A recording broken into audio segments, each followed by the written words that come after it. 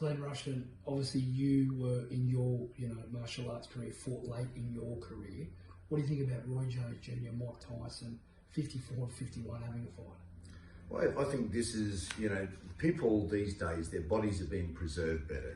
Supplementation, food, science, just exercise science, everything's improved, and athletes are now proving. You've only got to look at someone like Roger Federer in his sport to see what he's still achieving at his age, whereas, people would have not have believed that possible years ago. So I think it's wonderful, and I think it's good. To me, age is just a number. I had my last fight at 42 and I fought someone 24 or 22 who was around there. I won easily and I felt 18, I felt fantastic. So I don't think age is a problem. It's more in your mind. Eventually, of course, it does catch up with all of us, but I think athletes can go longer. We've got two brilliant boxers here in this fight. It's a very interesting matchup. If you take away the age, although I suppose the age is going to be one of the biggest factors, who has aged the best? That will be interesting to see whose body has been preserved the best. I also heard a rumour here that there's going to be head guards on and that the intention is not to KO. Now that is an interesting sort of thing to say, because I believe that possibly swings the odds a little bit more towards Roy Jones Jr., who, as we know, tactically is an absolutely brilliant boxer. Incredibly tactically and gifted athletic boxer. However, if you were to see what happened with him with Danny Green, you'd realise that if Mike Tyson went all out, that absolute brute power. And I think people do underestimate Tyson's boxing skills. He's not just all power.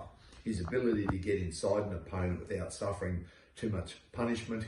He knows that most boxers, because he's relatively short for a heavyweight, will try to keep him long, and he's mastered the art of getting in close, and he's absolutely devastating in close.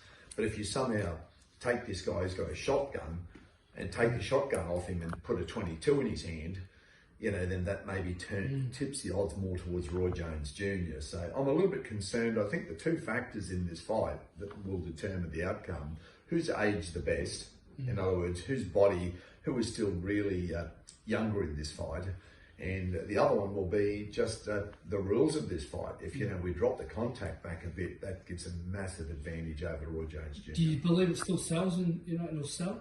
I think if they want to sell the fight, I think they've got to tell people it's a real fight. That's the key. It's got to be a real fight. As soon as someone starts saying, well, you can't hit that hard, and you take away Mike Tyson's biggest weapon is his absolutely awesome power, you may as well say, put one hand behind your back.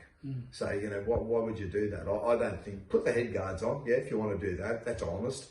But I think you've got to be very honest with this. Don't say the intention is not to, just go, no, it's full on, but there's head guards. That's what I would do. Would you like to watch it? If they said they were going to go light to the head, it wouldn't have much interest. But if they said, no, it's full power, but they've got head guards, I still think Mike Tyson then possibly wins that fight, because he's just got that absolutely brutal power that, when he hits people, the savagery inside and the skill of getting in, and he's devastating. So, I would still probably back Mike Tyson, but if they drop the contact back, I'd probably favour Roy Jones Jr.